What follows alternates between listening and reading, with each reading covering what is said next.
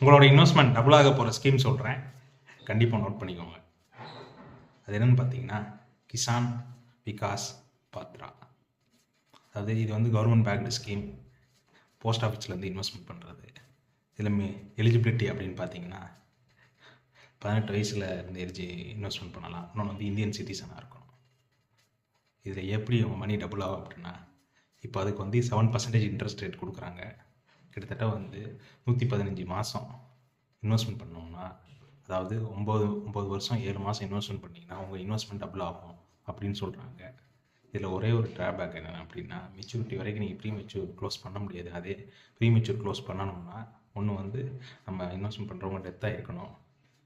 இல்லாட்டி அதில் வந்து 2-3 பேர் கூட சேர்ந்து ஜாயின்ட் இன்வெஸ்ட்மெண்ட் பண்ணலாம். அவங்கள யாராவது டெத்தாக இருந்தால் தான் இது பண்ண முடியும். மற்றபடி லீகலாக கோர்ட் ஏதாவது இது பண்ணால் தான் பண்ண முடியும். முன்னாடி ப்ரீ மெச்சூர் க்ளோஸ் அப் பண்ண ஒரே ஒரு தான் இது.